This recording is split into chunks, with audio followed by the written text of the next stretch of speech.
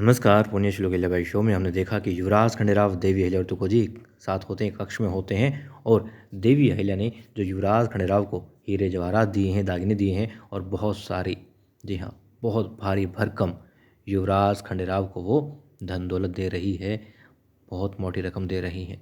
देवी अहिल्या के द्वारा इतना बड़ा उपहार देख करके युवराज खंडेराव हैरान रह जाते हैं और जानना चाहते हैं कि आखिर देवी अहिल्या ने ये कहाँ से दिया, कहाँ से प्राप्त की इतनी भारी मोटी रकम। अब देवी अहिल्या कहती है कि आप ये बात जाने दीजिए, कहाँ से आई, कैसे आई, और बस ये देखिए कि मैं जिस भावना से आपको दे रही हूँ उपहार स्वरूप, उसी तरह से आप इसको स्वीकार करें। युवराज कहते नहीं, अहिल्या जब तो तुम बताओगे नहीं, मैं इसे स्वीकार नहीं कर सकता।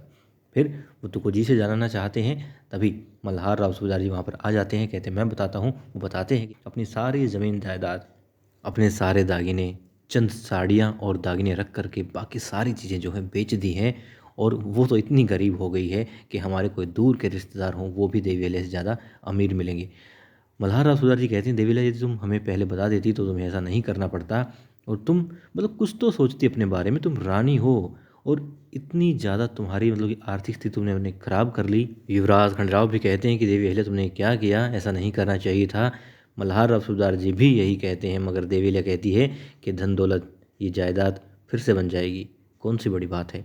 मगर देवी अहिल्या को मजबूरी वश, क्योंकि न्याय करना आवश्यक था, और ये सिर्फ रेणुका के लिए नहीं बल्कि उस जैसी तमाम और सैकड़ों हजारों औरतों के लिए भी, और वो करना ज़रूरी था, किया।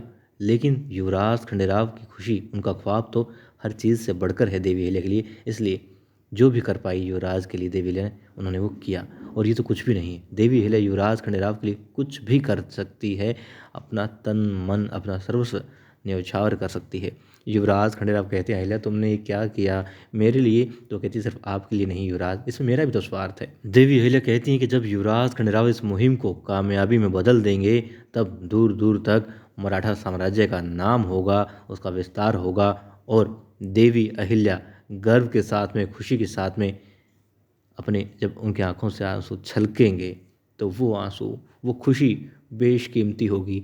मतलब ऐसी जायदाद, ऐसी ज़मीन, ऐसे जवाहरात लाखों बार कुर्बान है और कोई मायने नहीं रखते उस खुशी के आगे, उस गर्व के आगे, जो उसके बाद जब युवराज खंडेराव का ये जो मुहिम है कामयाब होगी, उसके बाद में देवी अहिल्या को होगा। वो कहती मेरा भी तो स्वार्थ था, आखिर आप मेरे पति हैं, जब आपका नाम होगा, आपकी शोहरत होगी, तो मुझे खुशी होगी, और इन सब से बढ़कर है वो। अब मल्हार राव सूबेदार जी, युवराज खंडेराव समझ जाते हैं कि देवी अहिल्या क्या है, और मल्हार राव सूबेदार जी कहते हैं कि कैसे कर लेती हो अहिल्या तुम ये सब, और कहते हैं फिर जय शिव शंभू। और देवी अहिल्या कहती है कि आपकी नई नई शादी हुई है, आप अपने कक्ष में जाएं, आपको वहाँ होना चाहिए। मगर वो मना करते हैं, कहते नहीं, राजवैद्य को मैंने बुलाया है। वो कहती है मैंने भी उनको मना कर दिया, वो सुबह आएंगे और सारी बातें आपको विस्तार से बता देंगे, उनको मैंने बोल दिया है। तुम्हारे पाँव की मालिश भी तो करवानी है, मैं करवा लूँगी, आप जाएं। युवराज खंडेराव अब देवी अहिल्या की बात को टाल नहीं पाते और अपने कक्ष में चले जाते हैं। और मल्हार राव सूबेदार जी कहते हैं कि अहिल्या तुम, मैं जानता हूँ तुम किशोर के सामने अपनी बातों को नहीं कहोगी, दिल को हल्का नहीं करोगी, तो मेरे सामने अपने पक्कम पक्के दोस्त के आगे तुम अपना दुखड़ा रो सकती हो, अपने मन को हल्का कर लो, वरना ये गहरे अंदर तक बैठ जाएगा दर्द तुम्हारे। देवी अहिल्या फिर कहती है कि हाँ बाबा साहेब, आज मैं हार गई हूँ। दुखी होती है देवी अहिल्या, मगर कहती हैं कि यहीं से एक नई शुरुआत करनी होगी और घर के अंदर, मालवा के अंदर नई खुशियाँ लानी होगी। अब दिखाते हैं युवराज खंडेराव का इंतजार कर रही होती है पार्वती, और पार्वती के सामने रकमाबाई हैं, द्वारकाबाई साहिब हैं, सभी कहती हैं कि अभी तक क्यों नहीं आए युवराज खंडेराव, अभी तक क्यों नहीं आए। तो युवराज खंडेराव क्यों नहीं आए हैं, ये बात गुरु जी बता देते हैं। कहते हैं देवी अहिल्या ने उसे बुला लिया है, कहा कोई ज़रूरी काम है। भला इस वक्त ज़रूरी काम, ऐसे कैसे, आज ही क्या ज़रूरी काम था। इस तरह की बातें होती हैं, और फिर बहुत अंदर तक फिर से जहर भरने की कोशिश की जाती है वहाँ पर, जी हाँ, पार्वती के मन में, जो कि पहले से भरा हुआ है।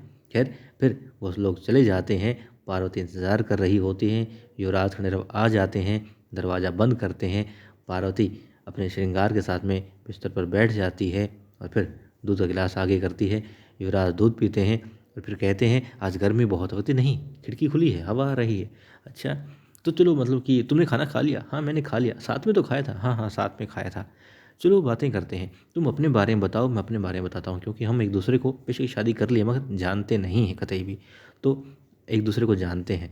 अब ठीक है, देवी अहिल्या की बात तो युवराज के जहाँ पे आनी ही थी वो वहीं से शुरुआत करते हैं। 7 साल पहले की बताते हैं, कहाँ गए थे, बाहर गए थे, कैसे गए थे, फिर मिलना हुआ कैसे हुआ, सब बताते हैं। और कहते हैं एक रात देवलिया और युवराज के साथ भी ऐसी ही आई, मगर वो लोग पूरी रात बीत गई, सुबह हो गई, बातें ही करते रहे एक दूसरे को, मतलब अपनी पुरानी बातें ही बताते रहे।